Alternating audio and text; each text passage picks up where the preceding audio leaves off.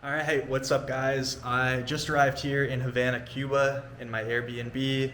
Um, yeah, this is my second time in Cuba. First time was back in 2019, so I'm excited to be back. It's honestly surreal being here, just driving through the streets and on the way from the airport to the Airbnb. It just was a surreal feeling. Had a little interesting experience getting to the Airbnb. Kind of as usual, I feel like getting from the airport to wherever you're staying in a foreign country is always an adventure, but I had a little different approach this time. I just walked out of the airport, and the first person that said taxi, I said, sure, let's go, let's do it. It was some lady. Her name ended up being Dania, and yeah, she didn't speak any English. I don't speak any Spanish, which you'll come to see. I don't speak any Spanish. So we use Google Translate a little bit and some broken English, broken Spanish. But yeah, she took me to my Airbnb. She also exchanged my money for me from euros into pesos, which I think I read you're not supposed to exchange your money with a taxi driver. But I did. I kind of forgot to do it at the airport. So I could have gotten ripped off. Who knows? Yeah, mistake on my part. But yeah, who knows how much money I have left. So we'll see what happens with that. But yeah, those are Cuban pesos. Kind of cool looking, I guess. And then some euros mixed in there as well that I brought.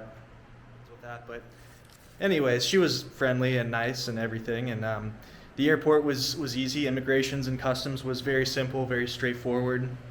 The interesting thing I did notice driving here was the lines for the gas station were like half a mile long. So that was kind of interesting. People waiting in line for gas. So like I said, being here honestly is surreal. But I'm going to show you guys the Airbnb real quick. So this Airbnb, here's the bedroom here. Pretty nice. It's nice and cold in here, which I like. Pretty simple bathroom. Come back out here to the living room. And then the best part here is the porch.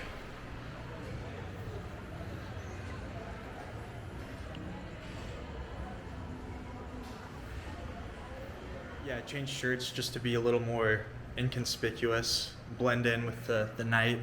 But yeah, I have like no service, which I expected. The service is terrible, and no Wi-Fi in the Airbnb. Apparently, it's down for a couple weeks. Yeah, doing anything here is a little adventure, And credit cards and debit cards don't work here, so you could easily get yourself in a pickle. A little interesting adventure for sure if you wanted to. So, went out to go to the store and just randomly met this guy named Junior and his friend. And now we're gonna go just see what we can get into. We're on a little rickshaw, so this should be real fun.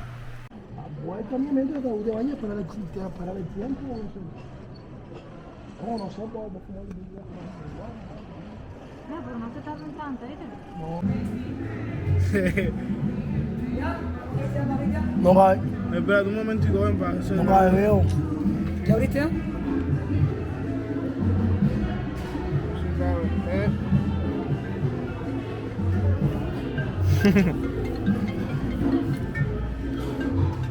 ¿Qué cosa es esa?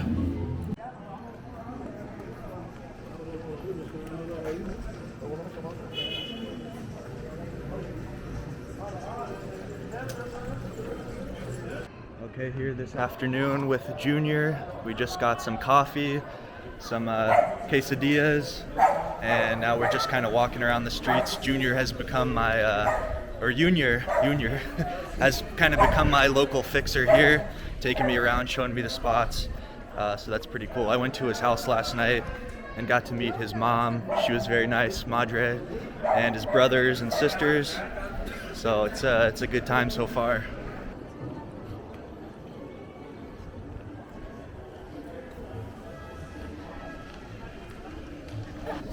How much American? 300. It's too expensive. Too much. Mucho. Yeah.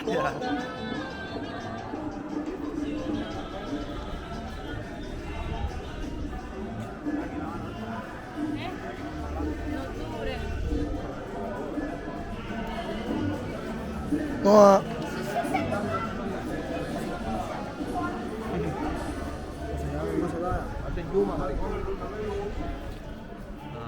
You know, it took me like 3 days to plan this trip, and I thought of everything, but I just wish I had a little more cash for some cushion.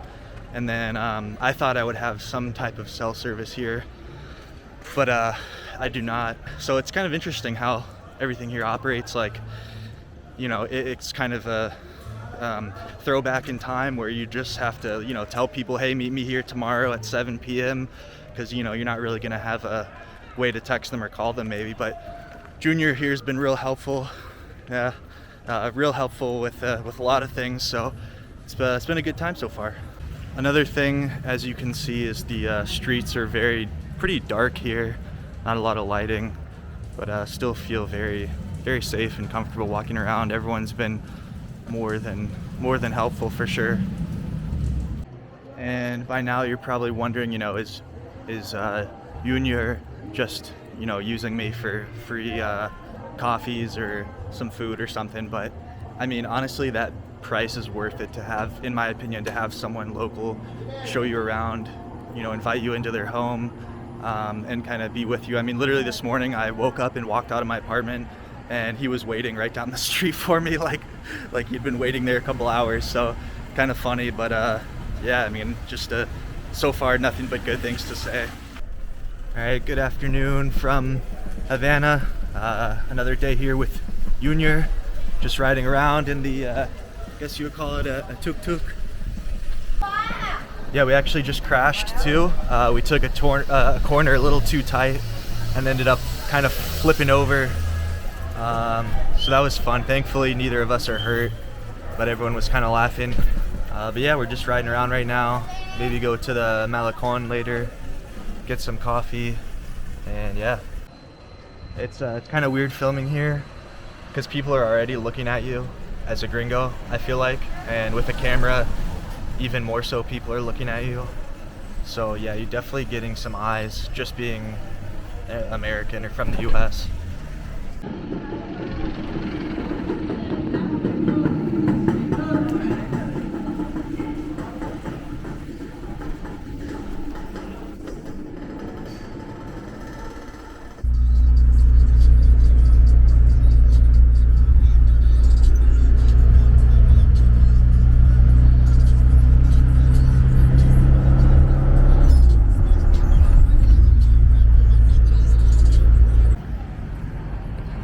So we're here on the Malecon.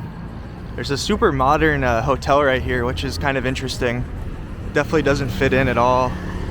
You can see the Capitol way down there, another super modern hotel. Kind of strange, but here we are. It's super beautiful out right now. You know, people out fishing, walking around, selling things. Beautiful. All right, so here on the Malecon with Yunior with me here. And with this beautiful backdrop, I don't know if you can see, it's a little loud too. So yeah, so how to come here as an American citizen, pretty simple, pretty straightforward, just follow some rules and regulations. So go ahead and, you know, book your airline ticket, and it'll ask you your reason for visit. There's currently 12 approved reasons you can visit Cuba. One of them being support of the Cuban people. That's kind of the most common. Free-for-all, yeah, there's a dog up there on the balcony.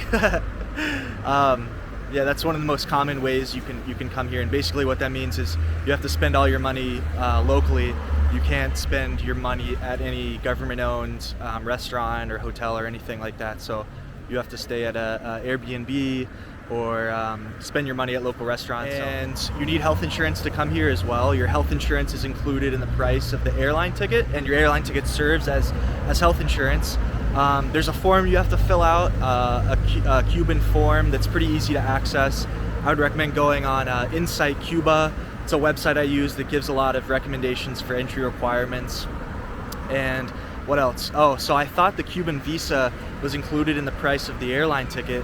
It actually was not. So I got to the gate and you have to show your documents and everything to make sure you're good to get on the flight to Havana. And I had to pay another $100 for the Cuban visa, so I was not expecting that.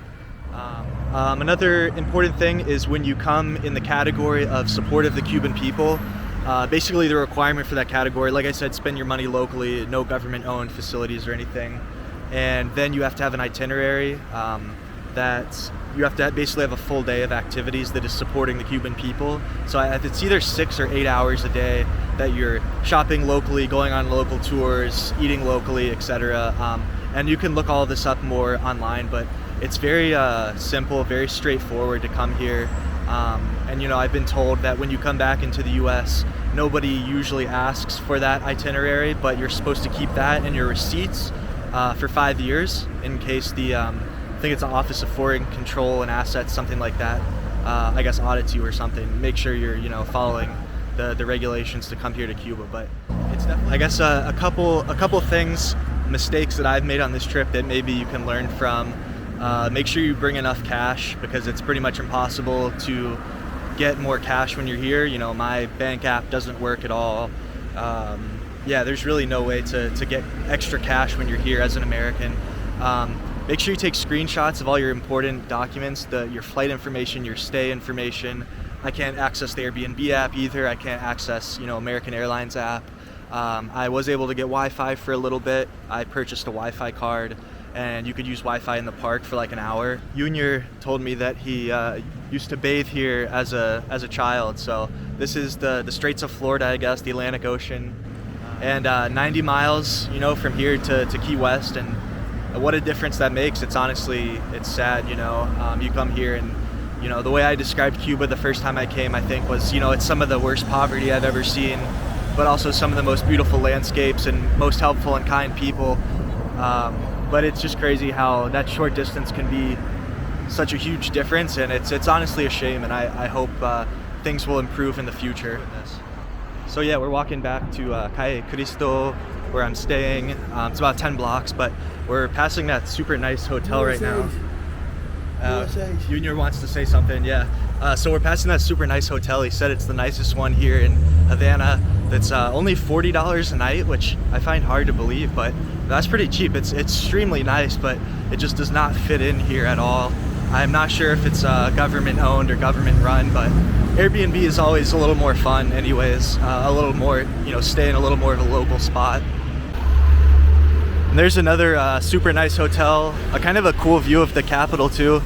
So we're crossing this street here, but yeah, not sure. There's the other nice hotel. But yeah, we're just walking back here to the Airbnb and gonna get something to eat, I guess.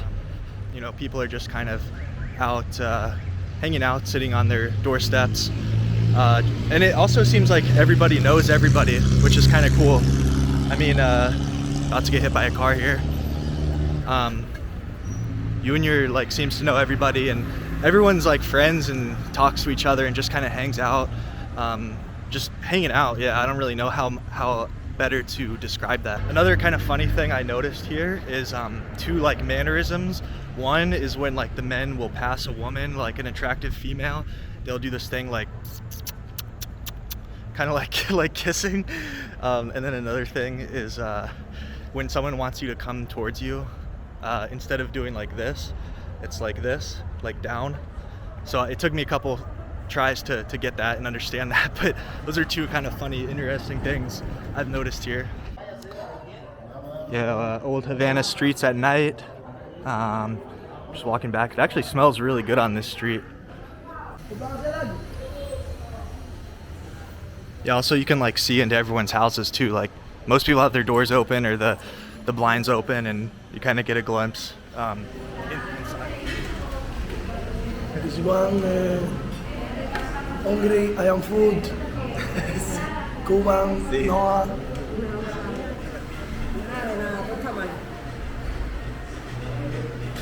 Yeah, Yunior is letting me listen to some music in this restaurant and having an orange drink beverage, and also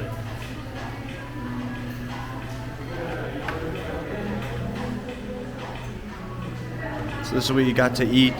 Junior recommended it, and some kind of meat. I have no idea what kind of meat, and rice and some other stuff. So I'll show you guys the little restaurant we ate in right here, little hole in the wall, and it was very good food. Gracias. Okay, now what do we do now? Alright, here I am getting a little late night haircut, so this should be very interesting. Here we go.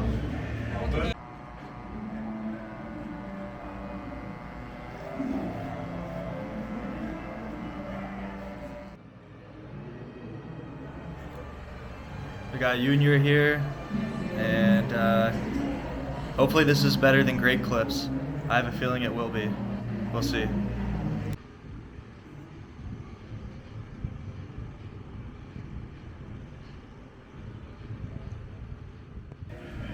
And here we have the final product.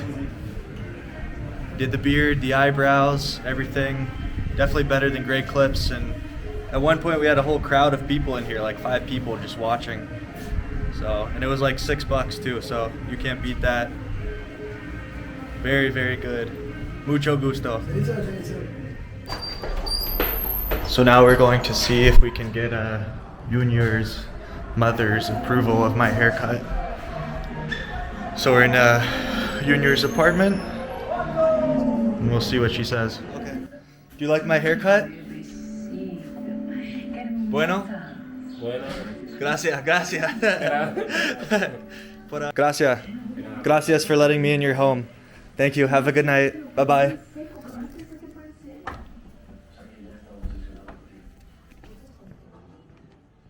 So this haircut's pretty good, I think. Better than Great Clips, cheaper than Great Clips. Yeah, they did the beard, eyebrows, all that stuff. Seeing Junior's house and bedroom was pretty shocking, to be honest. I wasn't expecting that.